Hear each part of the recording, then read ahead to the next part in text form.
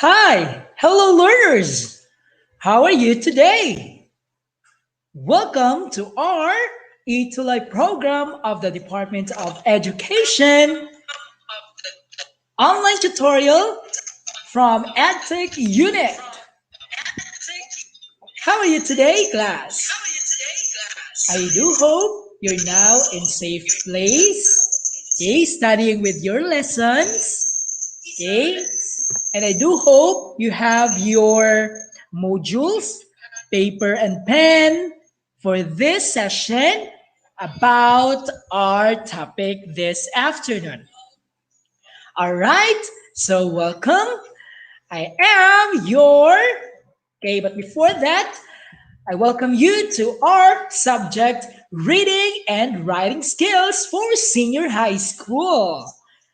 We're now in quarter 4, week 5, composing academic writing. I'm your tutor again in this session, teacher or tutor Jess, for the subject senior high school reading and writing skills for this time 4:40 p.m. to 5:20 p.m.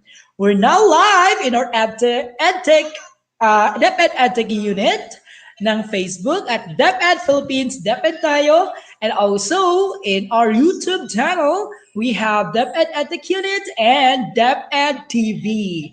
Hello everyone, students, and to all our viewers right now, including you, our dearest parents and teachers who are supporting their children or students right now. Prepare your modules, paper and pen for this session. All right, so last meeting, we discussed about determining textual evidences.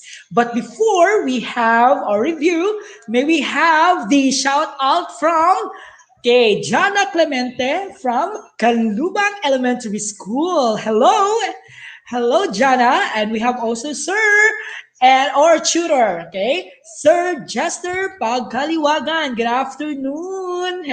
Good afternoon, Kuya Jester.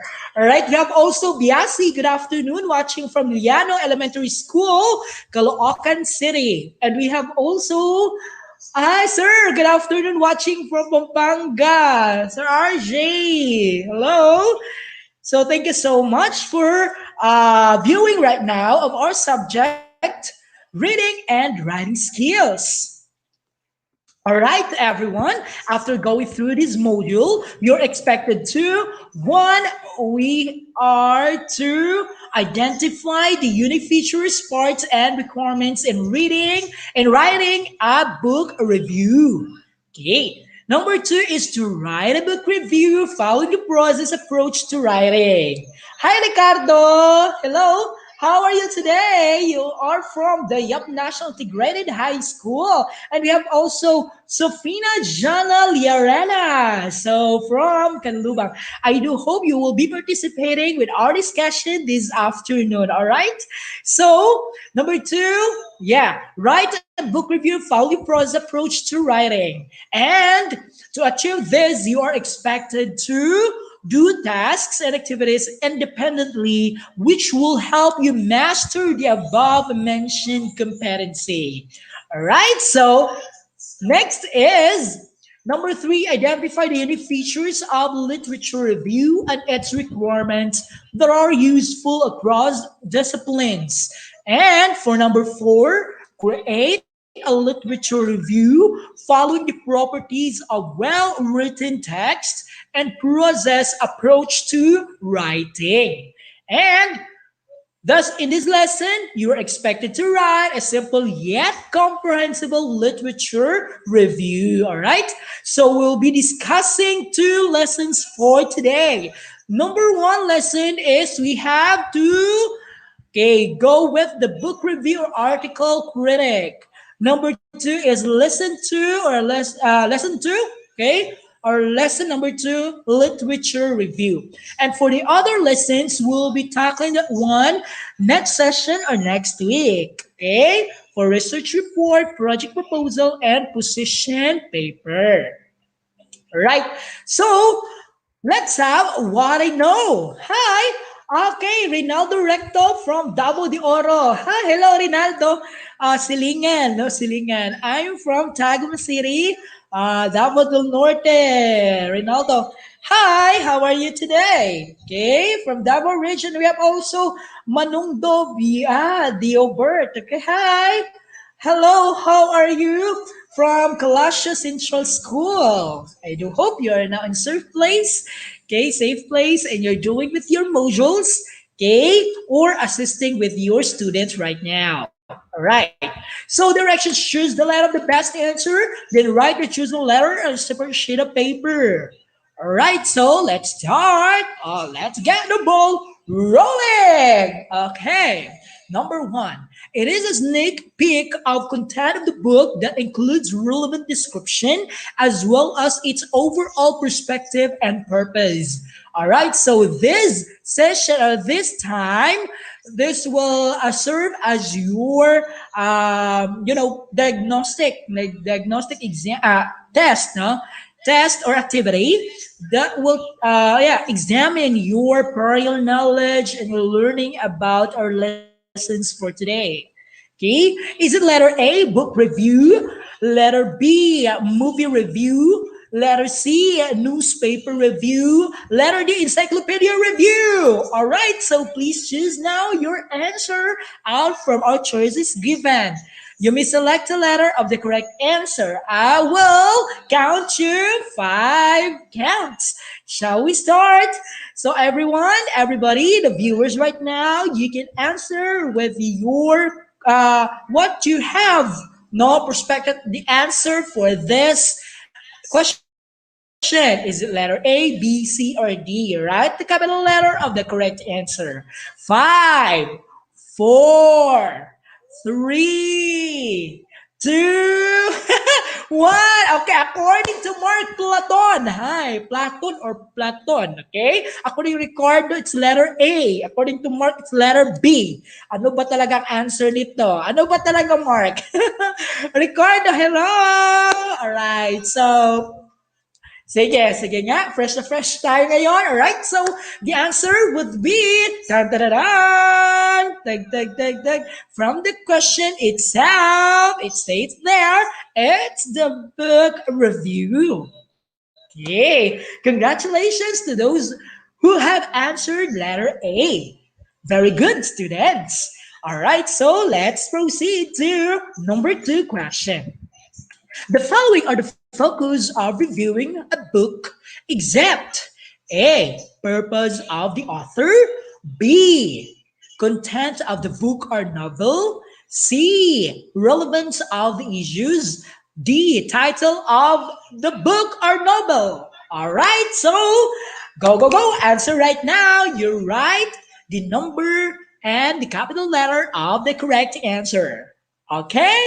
So let's start now. Who among you here answer letter A? Okay, according to Manungdo Jobert's letter A. What about the others?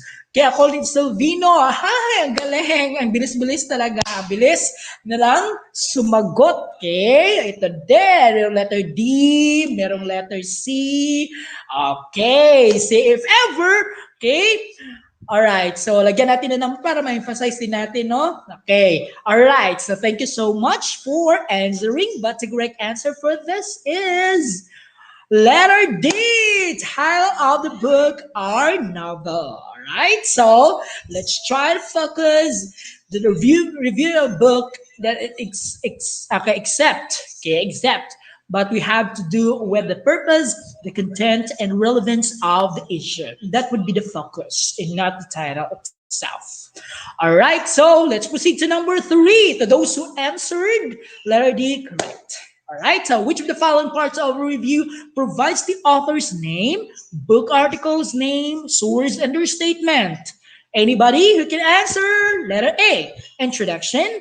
Letter B, body. Letter C, conclusion. Letter D, synthesis. Okay, go, go, go, students. Go, go, go, parents. Okay, to those who are guiding with your students right now, and to those who are my co-teachers, hello.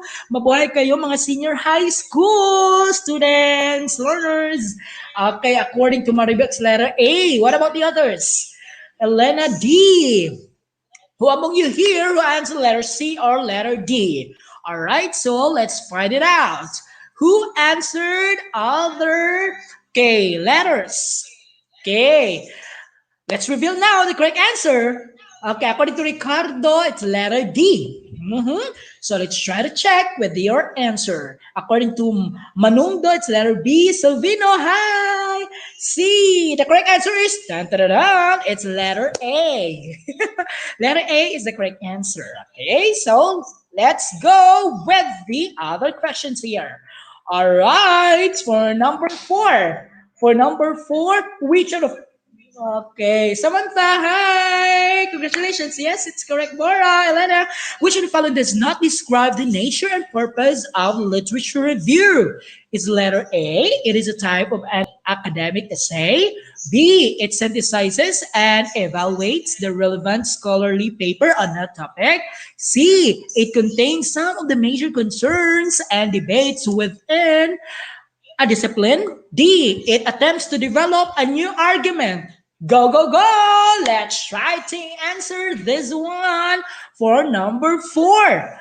Does not describe the nature and purpose of literature review. Okay, go now, chat down in our comment box. What is your answer? According to Ricardo, ang bilis talaga mag-answer si Ricardo. It's letter D. What about the others? Habol tayo, habol. All right, so please find it out. What is the correct answer for this question? According to Samantha, it's letter D. Okay, what about the answer of the others? Let's try to check. Elena, it's letter A. Okay. All right, so yes, lumabot pa si Joe Bird, letter C. Tingnan natin what is the correct answer. All right, it is letter A. It is a type of academic essay. So since it's a literature review and it does not describe the nature and purpose of our literature review, okay? So it synthesizes, it contains the major concerns, and it attempts to develop a new argument. So it's letter A is the correct answer. All right, number 5, why should students write a literature review? But kinakailangan natin mag-write ng literature review?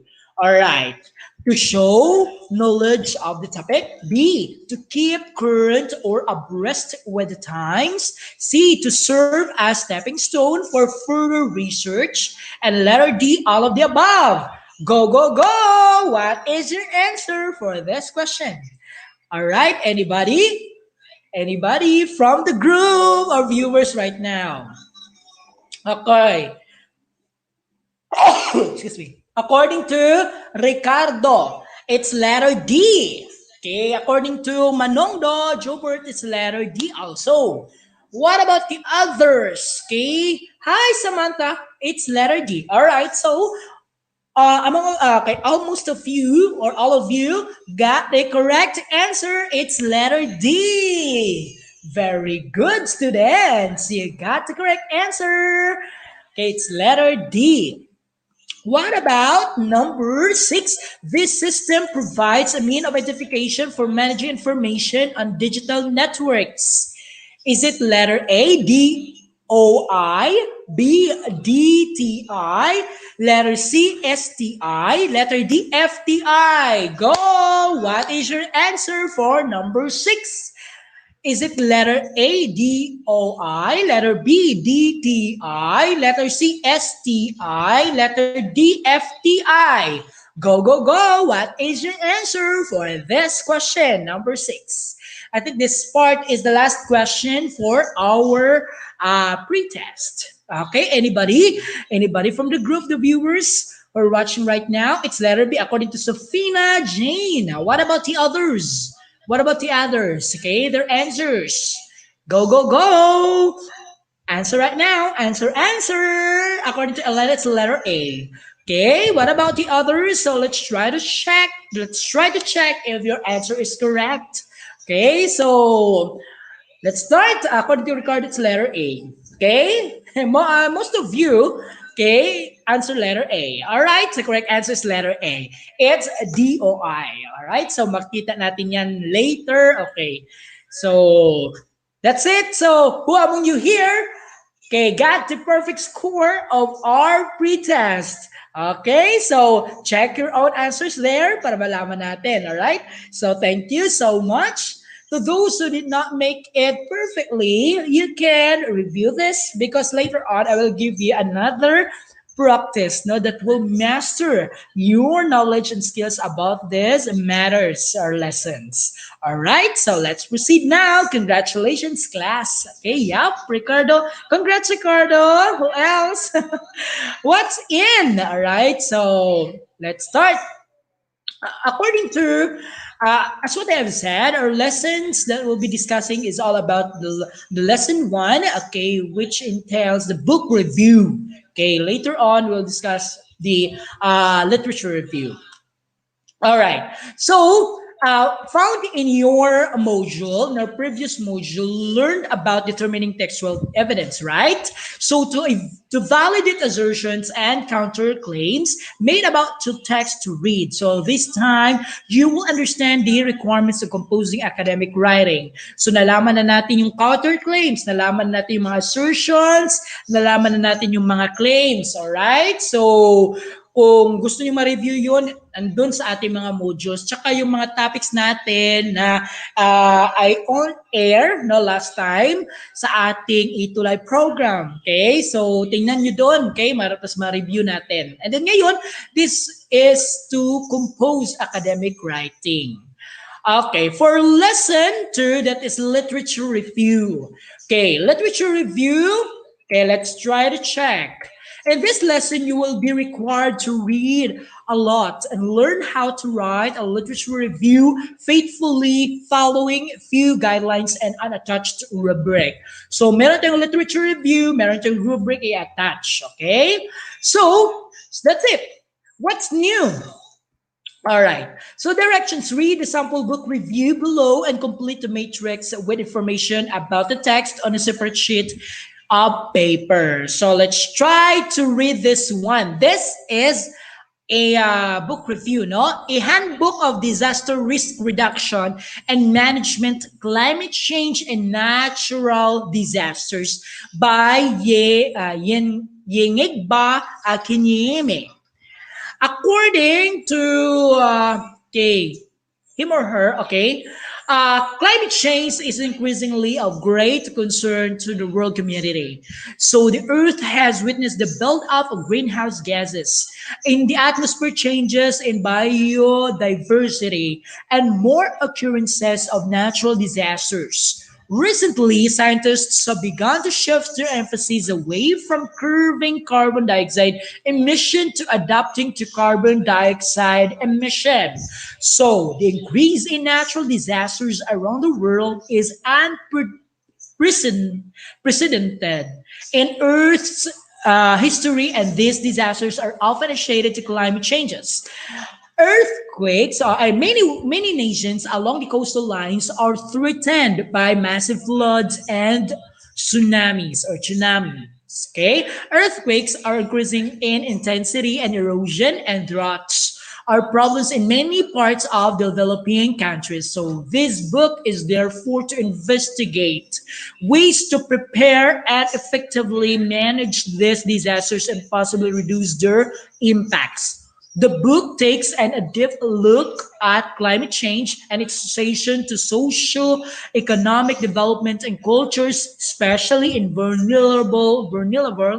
uh, vulnerable communities, and investigates how communities can develop resilience to disasters. A balanced and multiple perspective approach to manage risks associated with natural disasters is offered by engaging authors from the entire world to prefer solutions. That is according to World Scientific 2020. Okay, so that is Handbook of Disaster Risk Reduction and Management, Climate Change and Natural Disasters.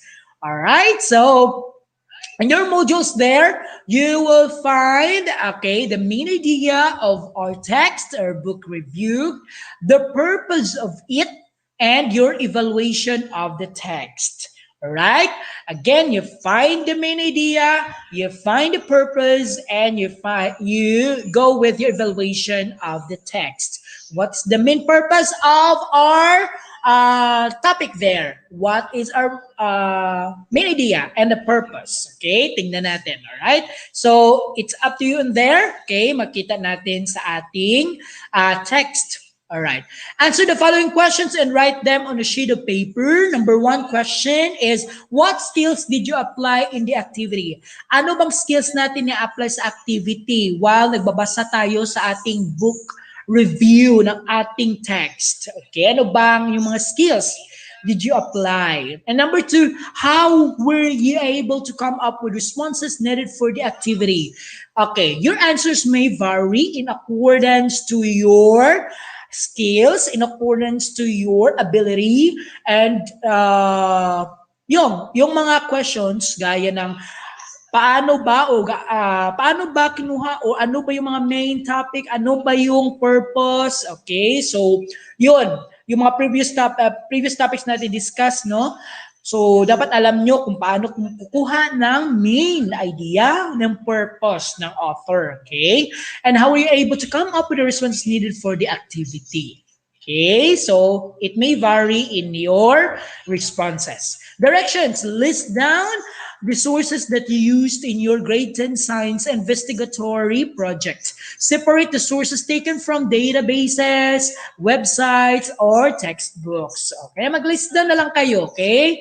Okay, according to Ricardo, okay, according to him, response talaga si Ricardo, comprehension. Okay, it could be comprehension. Okay, so alamin, no? Inaalam natin kung ano ba yung, nalaman natin kung ano ba yung ano sa text. Okay, comprehend. Okay, yan, para makuha natin yung main idea at saka purpose. Okay, so that's it. All right. So, what is it? Now, we are learning about a book review, and that activity describes and evaluates a work of fiction or non-fiction. Kasi sabihin natin, fiction, it could be a non-realistic, okay? And for non-fiction, it could be realistic. Okay, true to life, no? It could books overall purpose, the structure, the style of narration to the unknown readers. Okay, yan. And it tells not only what a book is about, but also how successful it is and what it is trying to do. And it's a sneak peek of a book, not a summary. Again, it is a sneak peek of a book and not a summary. That is a book review. All right. As a reviewer, we bring together the two strengths of accurate analytical reading and strong personal response when you indicate what the book is about and what it means to readers. Analyzing according to Bora. Very good. Okay. Hence, in writing a book review, you combine your skills of describing the content of pages, analyzing how the book achieved its purpose, and expressing your most personal comments, reactions, and suggestions. All right, so that is a book review. If it is a short review, you may not be able to fulfill the purpose. If it is too long, kung too long naman, okay, it may stray too much of the plot or of the content. You may lose the interest of your readers. Okay. Take these general guidelines that the length of the review depends upon the length of the book itself.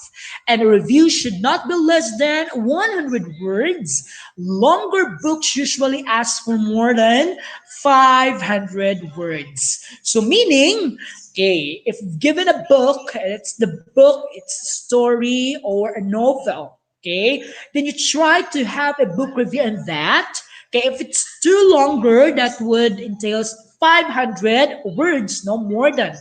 Okay, so, but a book review should not be less than 100 words. Again, you state your purpose, what's in the book, what's in the text, okay, your main idea, okay, yan yon. Okay, pagkuha ng ating book review and other contents. All right, how to start writing a book review? Number one, Identify the book by author, title, and sometimes publishing information. Huwag kalimutan ng title, the author, and sometimes publishing information. You specify the book, type of book. It is fiction, is it nonfiction, biography, or autobiography? And help your readers to review with perspectives. Biography, it is like writing a story to another person's life, okay? Autobiography, it's somewhat like talambuhay, okay? Talambuhay ng iyong buhay. Okay? Mention the book's theme and include background if necessary to enable readers to place the book into specific context. And you may also use interesting quote, an interesting fact, or explanation of a concept or a term. Right? So, how do you do with the content? So for nonfiction, again, sinasabi ko nga, it's true to life and it's realistic. Like biography, history, and like yung paying primary attention to major points, the argument that the author is putting forth and the resources of author has been drawn upon back up of his point of view. So for fictional works, okay, sinasabi natin fictional works, these are all fictions, non-realistic. It could be a novel, it could be a chiclet, it could be graphic novels, okay, it could be manga, okay? And pay attention primarily to the novel or book setting, plot style, characteristics, themes, or language and voice. Okay. Caution, do not give away the story for no one appreciates a spoiler. Okay. Reminders. Okay. That would be our caution. Then provide reactions to the book, then describe the book and respond to the author's opinions and analyze it and explore issues the book raises. Okay? How do you conclude? Number one is relate your arguments to other books or authors, relate the book to larger issues, tie together issues raised in the review, briefly restate your main points and your thesis statement, indicate how well the book has achieved its goal, what possibilities are suggested by the book, and what book has left out, how the book compares to others of the subject, and what specific points are not convincing, and what personal experiences you've had related to the subject. This is how we conclude. Okay, how to revise the draft kung magda-draft na tayo, okay? So allow time to elapse at least a day before starting your revision. Correct grammatical mistakes and punctuation as you find them, okay? As what I have taught you, that we have to follow correct mechanics, okay? Read your paper through again, looking for unity, organizing logical development. I taught you on how to do this, okay? In previous quarter, okay, in our subject. If necessary, do not hesitate to make major revisions in your draft. Verify quotations for accuracy, check format and content of references. Okay, that's it. Now we're done with book review. That's it, huh? Okay, if you want to review more, okay, or recall all the, not recall, but reread or skim or scan, no, our topic about book review, you may, okay? You may read again, okay, read again the content of the book review, okay? Literature review now is a type of academic essay that examines what has already been written about a topic. As a collection of published research about your topic by organized scholars and researchers. It is a way you to examine also what has already been done in regard to research question or problem. Okay.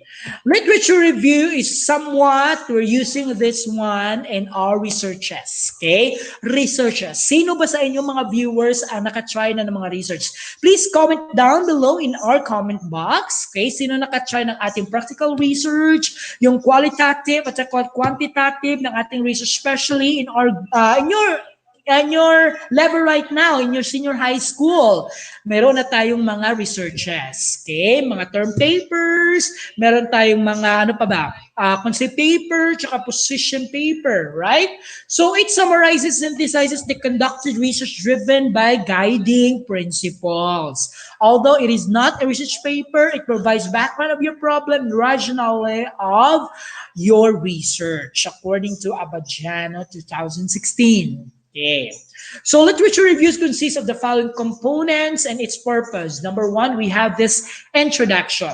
You define the topic and the scope being considered, denotes intentional exclusions, states the general findings of the review and availability of the sources.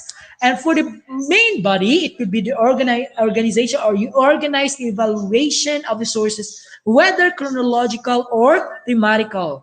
Showcases a critical summary and evaluation of the research premise, methodology, and conclusion. Uses grammatical connectors, rational words or phrases, and transitional devices. And for clear conclusion, summarizes the key findings of the review, offers the reviewer certification of conducted research, and the last is the references. You reflect in text citations and contains complete and correct citations.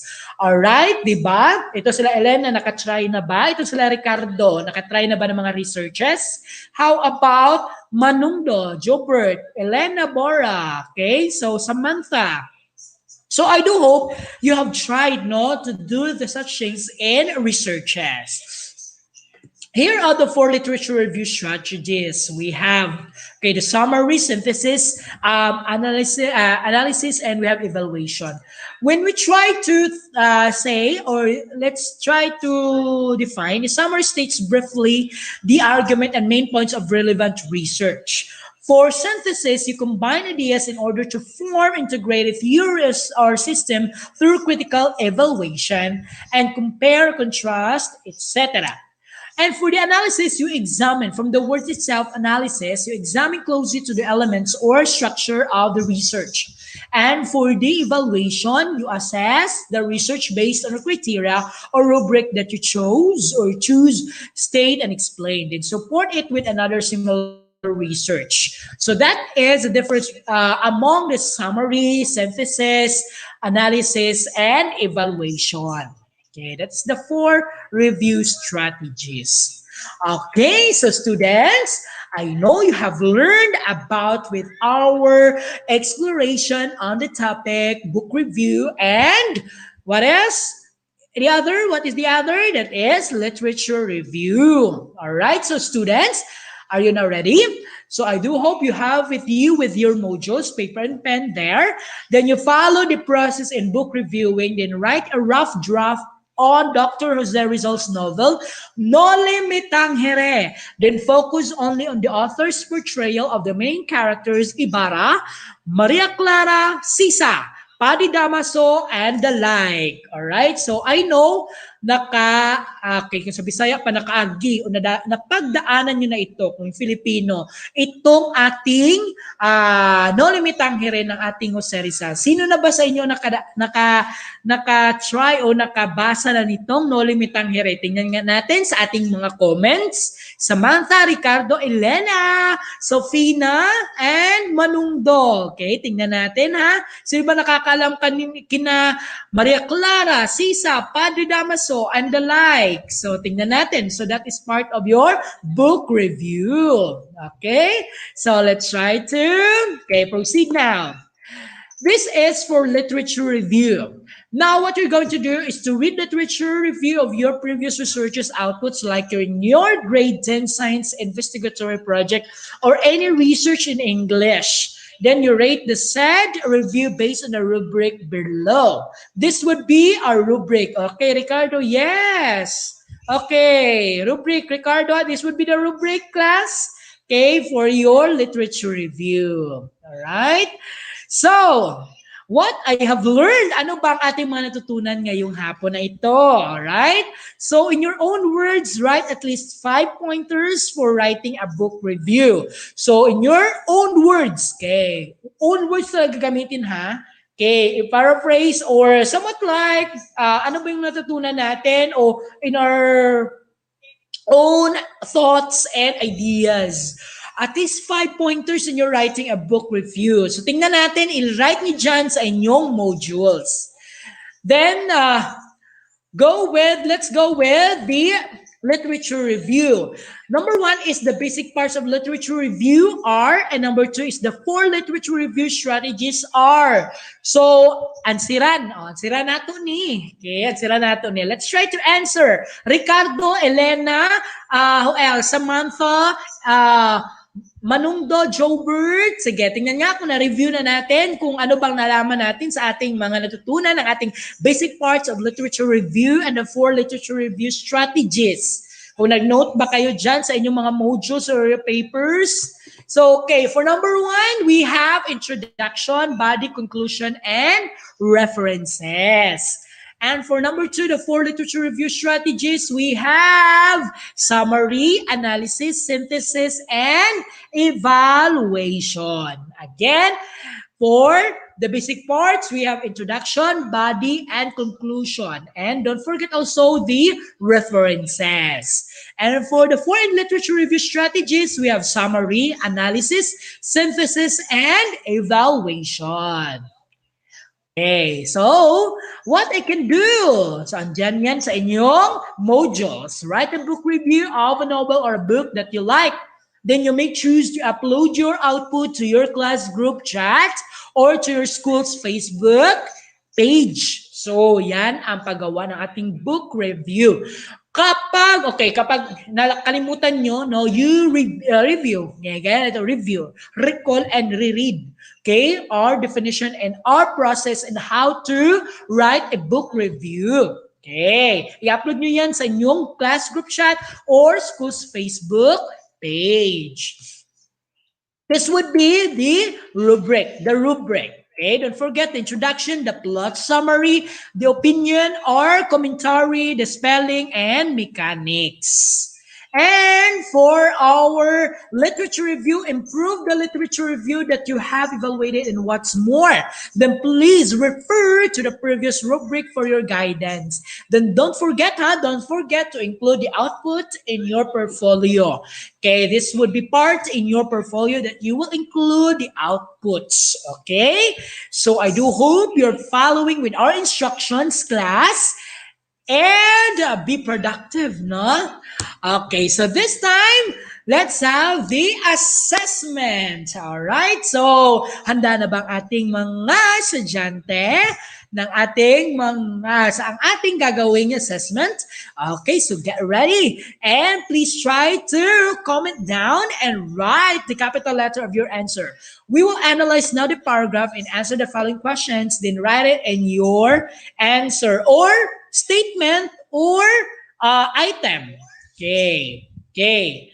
All right. So this would be, it is a sneak peek of the content of the book that includes relevant description as well as its overall perspective and purpose. What is your answer, Ricardo, Elena, Samantha? We have also Manungdo, Jobert. Who else? All right. So please comment down with your answers with your letter of the correct answer, capital letter of the correct answer. All right, for our first question for this assessment, the correct answer, Ricardo, yes. Okay, very good, Ricardo. You're still here and you got the correct answer. Very good, Ricardo. A big round of applause. All right, so number two. Who else were there? Please comment down. We're now in our assessment. Okay, number two, what are the following are focus of reviewing a book except A, purpose of the author, B, title of the book, C, relevance of the issues, D, content of the book or novel. According to Solenz Maria, it's letter D. What about Ricardo? Okay, kanina pa ito, right? Sige, tingnan natin. It's letter B, title of the book or novel. Okay, that is not our focus. Okay. But it may include, okay? Okay, it may include. Okay, B, salamat. Salamat, Solenz. Very good. You get the correct answer. Number three, which of the following parts of review provides the author's name, book, articles, name, source, and their statement? A, introduction. Yung makikita natin yung name ng author, book, articles, name, source, and their statement. Is it letter A, introduction? Letter B, body, letter C, conclusion, letter D, synthesis. Go, go, go! You find the correct answer, class. What is the correct answer? Okay, let's try to check according to Solent's letter A. Okay, tingnan natin. It's letter A. Saan ka na, Ricardo? Elena? Okay, thank you so much. Okay, according to Rinaldo, it's letter A. Liga si letter A, very good. Galing, andito na sila. Alright, nireview siguro nila yung mga natin. Okay, input. Alright, how long should a book review be? Okay, tingnan natin. Letter A, 50 words. Letter B, strictly 500 words. Letter C, 50, 500 words or more. And letter D, strictly 100 words lang talaga. Okay? Okay, go, go, go! Chat with your answers for number 4. What is your answer, class? Tingnan natin. Since this is a book review, so is it 500 or 50 words, strictly 500 words, or 500 words or more? Okay, according to Ricardo, it's letter C. 500 words or more. According to Rinaldo Recto, it's letter C. Okay. According to Solon, it's letter C. All right. The correct answer is, okay, this is strictly 500 words or, so i-try natin ha, it's letter C. So if it is not so long, pwede rin naman, no? Pwede rin namang 500 words, no? If not so long, pero pwede rin namang, okay, B or C, okay? It could be strictly 500 words or, tingnan natin ha, or more than that, okay? Strictly 500 words. Kung ito ay binabase kung kaano kataas yung ating, is it lengthy? Okay, lengthy bang ating, yay! Very good, Solence! And those who answered letter B or C, yes, correct. All right, so it depends, no, to the length of the book. Okay, so that's our basis. For 5, the following skills are enhanced when one writes a book review, except, okay, what is the answer? A, describing. B, expressing. C, analyzing. D, assessing. Go! What is your answer? What is your answer, class? So, Lance, Reynaldo. Okay, kanina pa itong answer. Letter C, yes, correct. And to those who answer letter B, yes, it could be. No, it depends to the length of the book. It could be 500 or more than that. Okay, describing, expressing, analyzing, assessing. According to Ricardo, it's letter B, expressing. Okay? So makikita natin dito kung nag-review or nag-one ba tayo. Okay? So for number 4, it could be dalawa yung answers natin. Okay? So kaya ko check ko yung answers ninyo. Alright, so letter B, according to Solens, ano namang answer ni Solens? Kathy, Rinaldo, ano ba, yung mga answers natin dyan. Okay? So I do hope tutunan natin yung paano ba yung paggawa natin book review. Okay? It's the basis of the length and the purpose. Tingnan natin kung ang pagbabasa nating review. Okay, it's letter D, assessing. Okay? So when you have this book review and it's according to the module, no, it emphasizes letter D, assessing. Okay? Okay, next is, which of the following does not describe the nature and purpose of literature review? Ano ba sa atin dito ang does not describe the nature and purpose of literature review? Okay, kanina binigay ko ito sa inyo, okay? A, attempts to develop new arguments. Letter B, it synthesizes and evaluates the relevant scholarly paper on a topic. It's letter C, it contains some of the major concerns and debates within a discipline. And letter D is it is a type of academic essay. Okay, according to Ricardo, it's letter C. Okay, what about the others? Okay, ano ba? Okay, B or C? Tingnan natin ito. Okay, does not describe the nature and purpose sa nature and purpose. Kapag sinasayang nature and purpose, hindi natin, okay, it could be an academic essay. It could be contain some of the major concerns, or it could be in synthesis, it could be attempts to develop new argument. Okay. So, according to your answer from the motion letter D, so as what I've said kanina, it would be a type of academic research, but the purpose of literature is to have the other purposes given in our items. Okay, four. Yes, Ronaldo, correct. Okay, why should students write a literature review? Bakit kinakailangan magsulat tayo ng literature review? Okay, tingnan natin kay Rinaldo, Ricardo, sana si Solens.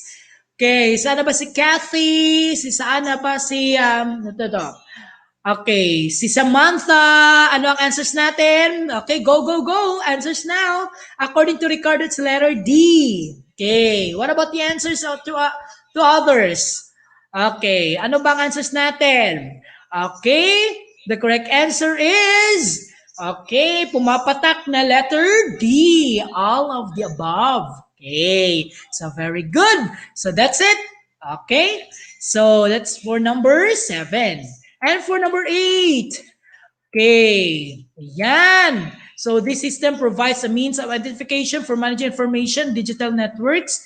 So again, kanina yung answers natin, yung answer ninyo ay letter C. That is the correct answer. Okay? So that is the correct answer for our number 8 question. Okay? Very good, Ricardo. Sana ba Solens? Yes, very good, Rinaldo. Okay, Solens. Okay, thank you. Sana ba Samantha? Okay. Next is number 9. Which of the following does not describe literature review accurately? A, it is a summary of existing literature. B, it is a synthesis of arguments of others. C, it is critical or analytical account of finished research. And letter D, it is an account of selection of writing relevant to your work. What is your answer?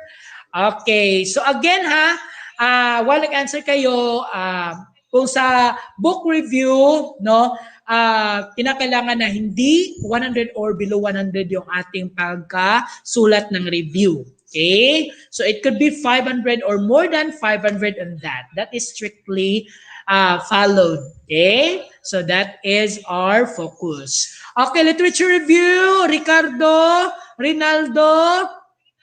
Okay, what is your answer? The correct answer is letter A. It is a summary of existing literature. So meaning to say, it does not mean if you have the literature review, it does not mean that you have to summarize. Okay? A summary of the existing literature. Okay? And for the last item, for number 10, this part of literature review defines the topic and the scope being considered. All right, A, introduction, B, main body, C, conclusion, D, references. Okay, what is your answer for this? So this part of literature review defines the topic and the scope being considered. Go, go, go. What is your answer? Go lang ng go. So Lance, Ricardo, Rinaldo, Samantha, what is your answer? Okay, is it letter A, introduction, letter B, main body, letter C, conclusion, letter D, references? Okay, so let's try to answer this one. What is your answer? The topic ha, tingnan natin yung topic. Saan ba makikita yung topic? Okay, is it the introduction? Is it in the body? Is it in the conclusion? Is it in the references?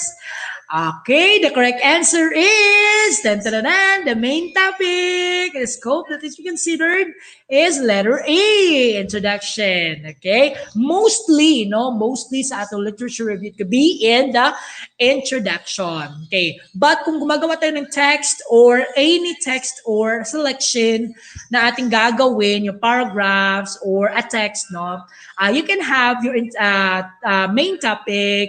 It would be in the introduction or in the ending part of the story or in the selection or text. But here in the literature review, it would be in the introduction part. Okay, so I do hope who among you here got perfect score. So please chat down below if you got all the items right in our assessment, because this would be, okay, this would be the measure, okay, or our learning, okay, how much we have learned on the topics we discussed today about lesson one, book review, and lesson two, literature review. Okay, thanks, sir. Rinaldo, hello. Sige, welcome. No problem. All right, so tune in din kayo ha next time ha in our discussion, Rinaldo. And we have Ricardo, Samantha, Solens, and to those who are here, no, kanina ng ating mga discussions. Thank you so much. And for additional activities, okay, analyze a book review to be given by your teacher. So examine what? Okay, it was written using the process which you have learned from the lesson. Then comment on the good points and bad points of the book review. Write your answer on a separate sheet of paper. Okay, and write a literature review in the topic of your choice on a Facebook page, Netiquette, and for cyberbullying, your school, courtship among millennials, and please refer to the rubric in what's more. All right, so I want to emphasize that in book review, you have to follow strictly. You have to follow strictly the 500 or more than 500 words when you have the critiquing, or not the critiquing, but review. Okay, and all right, and it depends, no, to the length of the book, the length of the text, okay, and also for and you have your guidelines, no, in a book review, then follow those, and you have your guidelines in literature review, meaning to say you have your readings related to the topic you have discussed. Then you have there, I discussed already the guidelines how to do it, okay, literature review, that part of our discussions. And I do hope if you have your questions, you may chat down your questions in our comment box, no, para masagot natin kung meron kayong mga questions, but you can review it, no, and ano ito, replay with our okay session for today. Okay, so thank you, God bless you, Rinaldo and Ricardo, and those who are viewers right now, the students of senior high school, maraming salamat sa inyong pagtutok ng ating Itulay program. All right, so never stop learning ito. Okay, so this has been your tutor Jess. Okay, so see you in the next episode, only here on our subject, reading and writing skills.